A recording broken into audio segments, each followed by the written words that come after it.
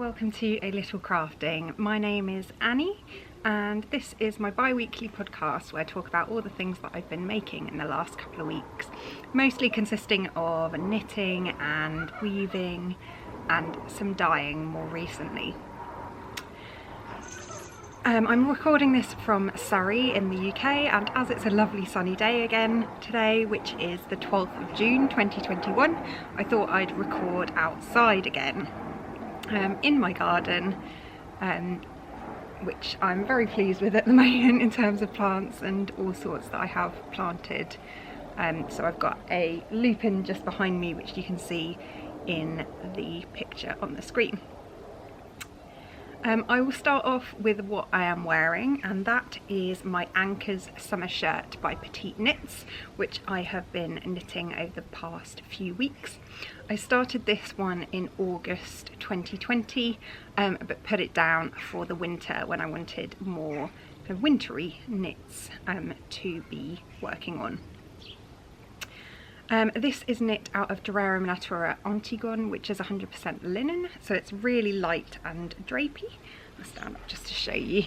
I'm wearing it with a dress today, but I wouldn't normally, but it's super loose and nice. It's got kind of sleeves down to the elbow for me, and it's got this lovely kind of corrugated yoke almost with sections of rib and then some spaces for increases. I'm really liking it. It's really lovely and nice and drapey and light for the summer. It's probably the first actual summer knit that I have finished, so I'm really pleased to have something that I can wear when it's really warm here in the UK at the moment. So yeah, and yeah, it didn't take me too long, I suppose, probably a few weeks of knitting on it. Once you get past the yoke section, it is basically just rib. And it's interesting that this is a circular yoke, and then you've also got some raglan increases there as well. I'm pleased with the yarn. I guess the trouble is with linen is that it never looks very even when you knit it. I think perhaps because I'm not a very even knitter, so I've got a few stitches where I could probably just pull on them and make them a bit neater. There is one right in the centre at the front that looks a bit larger than the others, so there's a bit more of a hole, but I'm sure with a bit more blocking I can even that out nicely. I really love the colour for summer. It does seem to blend in as a skin tone almost at the moment, but hopefully if I get a bit more tanned it'll look a bit nicer. And yeah, very happy with this and happy to be able to wear it now. I mentioned this before, but I knit this one on bamboo needles because of the linen, so that it would kind of grip a bit more than it does on the metal needles, so that my gauge was a bit tighter. And yeah, I think that's pretty much all I have to say about it. It is a lovely pattern, really nice and easy to follow, so I'm really pleased with the result, and I can move on to the next summer knit now.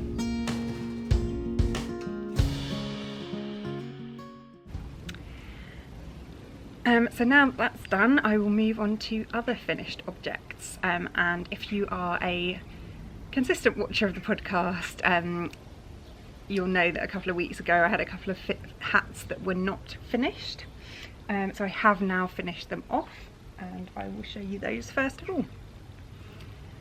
So the first one is Anker's hat, which goes with the Anker's summer shirt, of course, by Petite Knits as well. Well, I think it's Petite Knit actually, and this is knit in John Arbon Knit by Numbers DK, and I had some leftovers for another hat that I knit a couple of years ago for my aunt for Christmas. Last time I had run out of yarn, but I luckily ordered a bit more of this colour from John Arbon as a mini skein, so I didn't have to spend too much on getting a whole new skein of yarn, which was nice. And I have now finished it off. So yeah, you can see the crown there. But yeah, I think it's a lovely pattern actually, and it's quite a flattering hat. I'm not going to put it on, that would be crazy. I am not putting wool on today. But yeah, a lovely kind of rib section with a single row of knit stitches between each section. and this is a free pattern in DK yarn, so I'd urge you to try it if you're looking for some free hat patterns to knit. It's definitely one that keeps on going. Obviously if you don't like lots of rib, then that might be an issue, but otherwise it's really nice. So there we go, that is finished object number 1. Last time I recorded I was also knitting the colour block hat by Autumn and Indigo in some leftover Sandnes Garn Gynt, and I have also now finished this hat. It's quite a big one, this one, so see, this is what it looks like here. And the hat is essentially just I think it's 2x1 rib all the way, but you change colours, so you have a brim that is in one colour and the rest of the hat that is in another colour. This one is, so the green is number 548 in Gynt, and the white is 1001. And I actually really love this green colour. I was using it for mittens before, and that was knitting for my grandmother. So yeah, and that is the colour block hat by Autumn and Indigo, which is also a free pattern that I will link to in the description below. So that is another hat all done for my pile. So if you haven't watched the podcast before, I am trying to knit a hat a week to make 52 hats for this year, which are either going to be donated to charity themselves, or I will raise funds by selling them for a charity donation of cash instead. I'm gonna see what happens with the hats for the homeless charity, so I'm hoping that they will do the same thing this year, where they will be requesting hats to hand out to homeless people during the winter, but I don't know yet, as they haven't launched their campaign yet, so I'll have to see later in the year. Otherwise I'm sure I will find a way of donating something to charity anyway for these.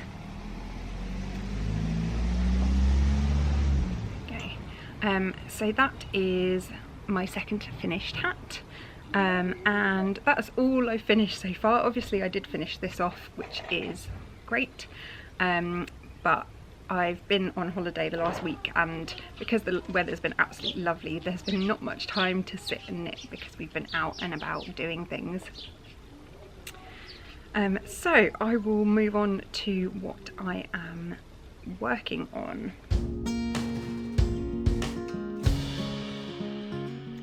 The first one is of course another hat, as is the tradition this year.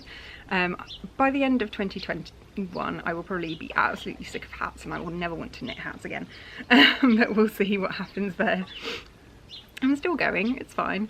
A bit behind, but still going. So this one is Auckland Bound by Maddie Moe, and it is a 1x1 rib on the brim, and then a broken rib on the body of the hat. And this isn't just a 1x1 rib, it's actually a double brim. This is another free pattern, so again I'll link it so that you can go and have a look at it. But yeah, it's just a really nice simple hat with a slightly different texture detail in the body. This is knit in wool DK yarn that I got from Hobbycraft absolutely years ago. I think it will be one of the Women's Institute ones, but it's 100% wool in kind of this creamy colour and a lovely burgundy, which I've used for the brim of the hat. So I'm almost done with this. I think I've just got to start doing the decreases now. And I hope I have enough left, otherwise I'll have to rapidly decrease or do the top of the hat in the alternative colour burgundy. I am knitting this one on 3.25mm needles on my higher sharps, which I absolutely love. I've got an interchangeable set. So that is the first hat of this week.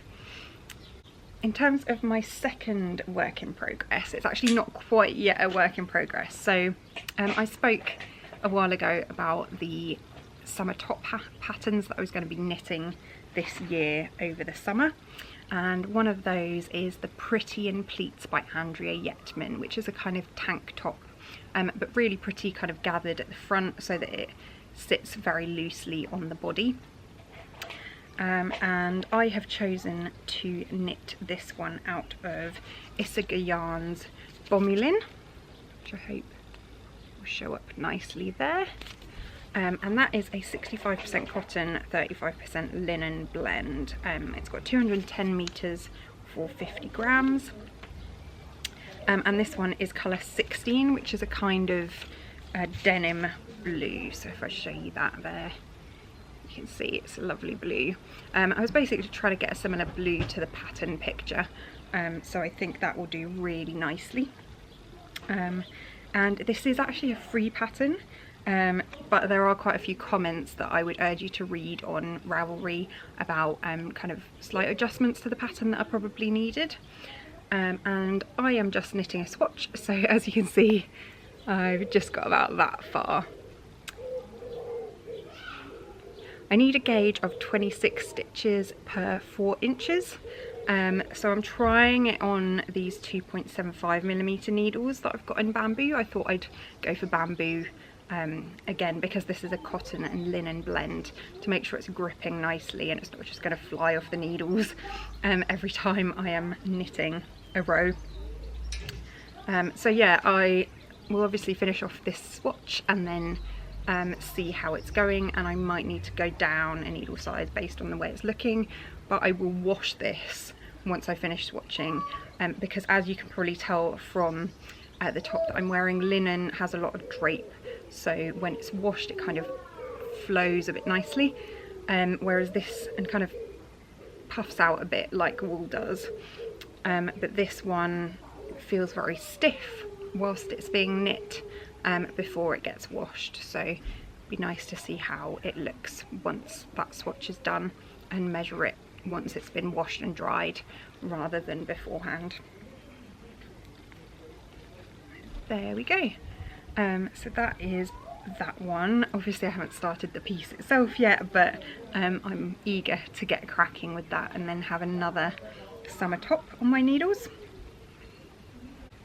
Otherwise, the next thing that I've been knitting, which is in my lovely antler and acorn bag, there you go, is my Ingalls sweater by Caitlin Hunter, and I've been doing pretty well on this considering it's just been stockinette. I haven't actually knit on it for about a week now, but there we go. At the moment I have basically got to the point where I've finished the stockinette section on the body. So this will be the length of the stockinette. There is a bit of short row shaping at the back, so it'll be slightly longer at the back than the front, which I'm going to do next. And then I will be doing the ribbing at the bottom of the sweater. So doing pretty well and making some progress on it.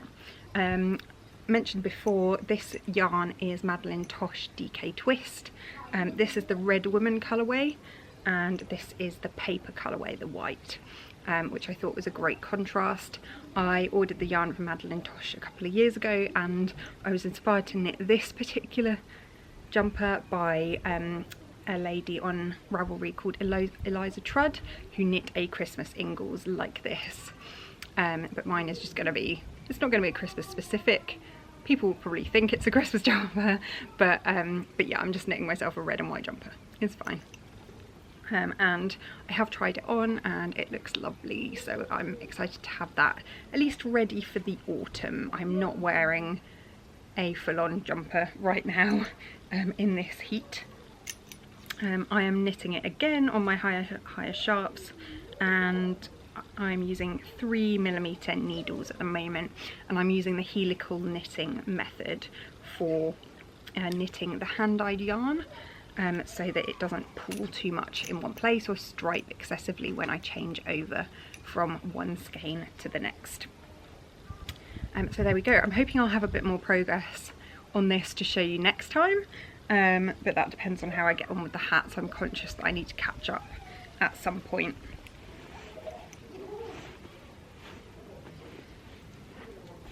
So there you go. That is where I am with that. So I'm afraid to say that that is all I have to show you in terms of knitting content at the moment. I haven't been particularly productive over the last couple of weeks on account of being away on holiday. And that brings me on to acquisitions at this point. So my husband and I have been staying in a city called Wells in Somerset for the last few days, and visiting kind of the area around that. It's quite close to Bath if you know the UK, and also quite close to Glastonbury. So I of course had to find myself a yarn and fabric shop of some kind to be able to buy a souvenir from. And I found this little place in the centre of Wells called the Wool Shop. And the amazing thing is that first of all you kind of stand outside and it looks like this really tiny little shop. Then you walk in the door and it goes round a corner and around another corner, and it's like an Aladdin's cave of yarn and fabric. It's amazing. So I did have a look around. They had some quite big packs of yarn, so quite a significant quantity, things like all of the same colour of Serdar and King Cole and stuff like that, just in packs, but I probably didn't want a sweater's quantity of that type of yarn, especially as I have a lot of sweater's quantities already. So I found myself looking at some sock yarn, and ended up with a couple. So this one is an opal sock yarn, and I've knit with opal before. I bought some in Germany actually. Yeah, that's that one, and it's called Paradise by Opal. It's 75% wool and 25% polyester or polyamide, and I'll hopefully show you how it knits up. That is how it looks when it's knit up as the sock. I thought that was really fun. It also has lots of sheep on the front, which I really like. So yeah, quite a bright sock yarn, but that will go in my sock yarn collection with the other ones that I bought from Germany, which will be really nice. And then the other one I bought is this Katia Symmetric Helsinki yarn. And I don't have a picture of how this knits up, but this is very similar to the Regia Perfect, Arne and Carlos. And it hasn't got the same colours, but there is a picture of the sock in different colours there so that you get the idea. But basically the way that these work is that you go to the end of the yellow thread and then you start knitting your sock. You knit to a certain point and then you get to the heel and it will change colour. So in this case it's blue on the heel, I think. And then you turn your heel, you go all the way down with the rest of the pattern, and you cast off at the toe. And then you can create an equivalent sock, hence the symmetry, or a matching sock if you do the same again for the next set of yarn. Now this will probably give me some leftovers in the middle, but I'm happy to use those in kind of a scrappy blanket or something like that. But I thought the colours were very nice. So this is a dark blue, some red, some light blue and some turquoise. So I thought I would go for that. Again, this is 75% wool and 25% polyamide superwash yarn. Fingering weight it will be for socks. So yeah, I got a couple of bits from Wells, which was really nice to have. In addition, we visited Glastonbury a couple of days ago, and I did have a look at whether there was a yarn shop by googling, but couldn't find anything. However, on the high street we found a place which was a wool and fabric shop. They had a small selection of wool. They had mostly kind of gifts and little bits and pieces here and there, more fabric probably than yarn. But I did get myself some lovely fabric from there, and that is this one here. and I was just drawn to all the colours and the kind of woven effect. I thought it was absolutely gorgeous, of triangles making up squares in all these different beautiful colours. I bought myself a metre. It is quite thick, so I imagine I'll have to sew it in a similar sort of way to how I do my woven fabric, but as I've got a full metre of this, which is quite a lot, I'll be able to make something quite substantial with it. So I'll probably do a large tote bag with some pockets or something like that, which I haven't been able to do with my hand woven fabric because I can't make enough width to be able to achieve that. So that is that beauty. Absolutely love it, and it reminds me of my holiday now, which is great. So I will have to show it off when I've actually done some sewing and finished that tote bag that I'm planning. And that is pretty much it in terms of, I guess, knitting and yarn content, but I did have an additional announcement to make. So I recently achieved 500 subscribers, so thank you so much to everybody who has subscribed. I'm really happy to have reached that milestone, and I'm amazed that 500 people are actually interested in subscribing to my podcast. So I'm so pleased to have achieved that milestone. So what I am going to do is have two different giveaways. I will have one which is a UK based giveaway because of kind of shipping costs, etc. I'm going to give away a physical thing in the UK, but also have the opportunity for my foreign viewers to win something as well. So for the UK based ones, I am going to be dyeing some yarn, and for the foreign viewers who want to enter, I will be giving away a copy of the Heart Nut collection by Knox Mountain Knit Co. And you'll know if you've watched the podcast recently, I absolutely love the Heart Nut socks. I also have knit a few hats with the hat pattern, and I also have a cowl that I wear a lot during the winter in that pattern. So it's a pattern collection that I absolutely love, so I thought I'd give that one away. In order to win either of these, can you please comment down below on the bottom of this video, firstly, what your favourite colours are to knit with in summer, and secondly, whereabouts in the world you are based. So that doesn't have to be a specific location, for example the town, it can be a country, just so that I know what kind of pool to put you in when I come to drawing the prizes. So for the UK based prize, what I will be doing is, for the winner, I will be taking the colours that they have said and dyeing some bespoke yarn in 75/25 merino nylon for them based on that colour prompt, which I thought was a fun idea. I hope you agree. And then otherwise I will be gifting the Heart Nut collection, probably on Ravelry, but if you win and you're not on Ravelry, I'll find another way and contact the designer and see if I can pay for the pattern and send it to you separately.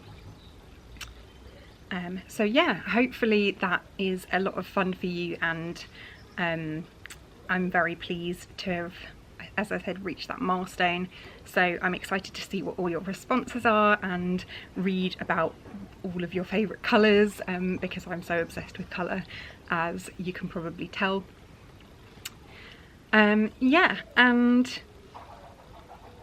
another thing is that I'm going to start up a knit along for summer knits on Ravelry. So as I've been enjoying so much looking at summer tops, I thought I'd start this off with kind of probably this month sometime and run it until the end of August or September. I'll decide at some point, but what I will do is pop a post up on my Ravelry group, which I will also link to down below, and the prize for that will be a copy of the Spring Sorrel pattern by Wool & Pine, which is what I'll be casting on after I've finished my sweater. If you want to enter and you already have that pattern, obviously please reach out to me if you win, and I will find something else to gift you instead.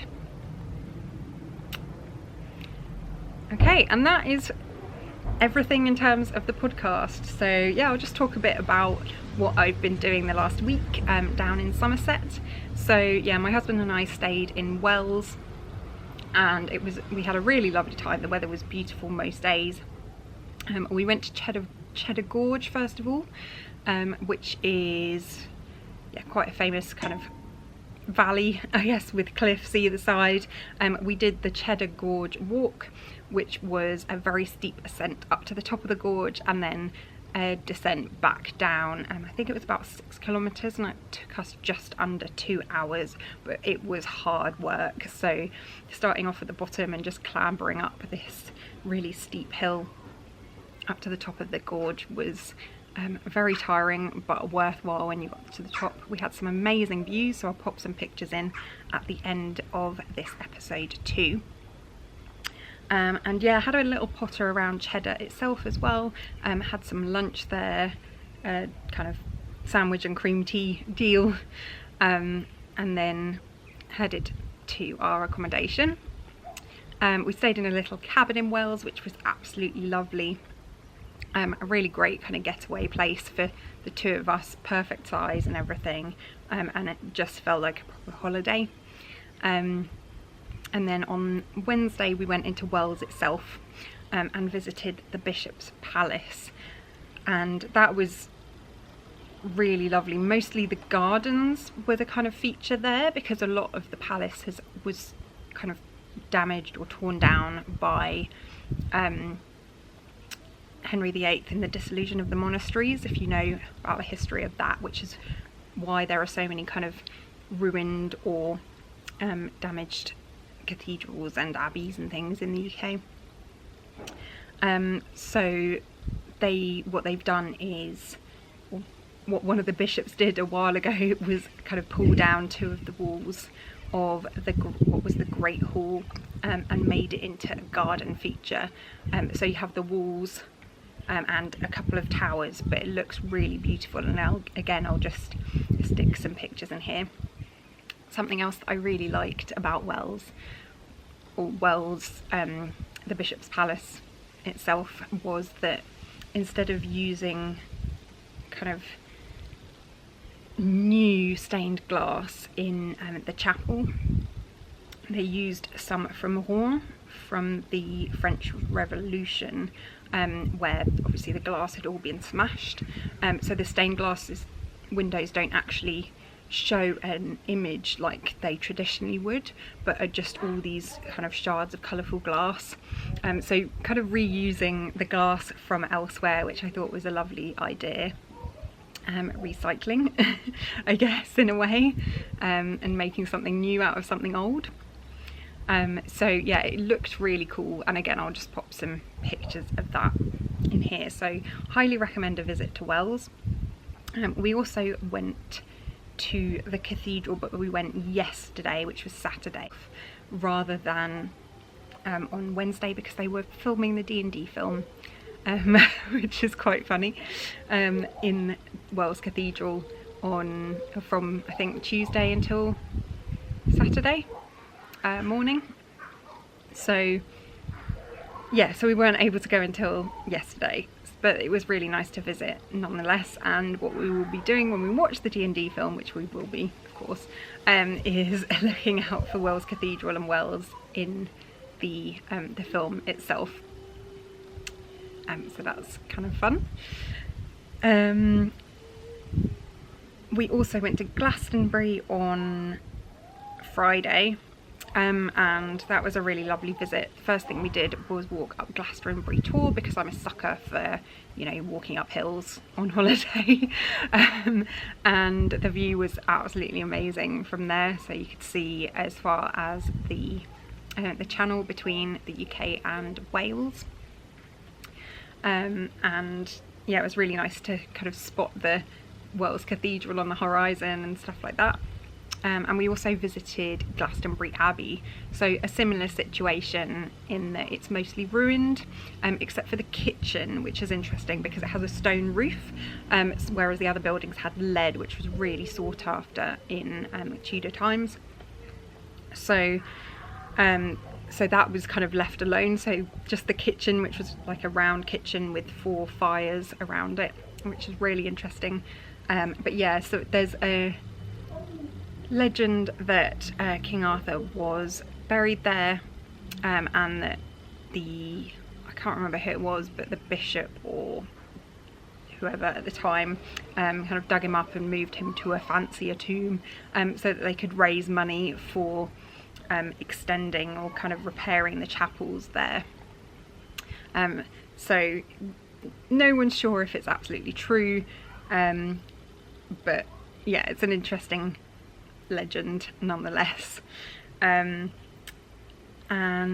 then what else did we do? We had a potter around town and then visited some friends in the evening, which was really nice. Yeah, and otherwise kind of some meals in the evening, which was lovely to relax and not have to cook for ourselves for once. As things are easing up, we can actually go and eat in a restaurant now. Yeah, and overall had a lovely time in the countryside, pretty much. So I'm really happy we went away for a few days and enjoyed it.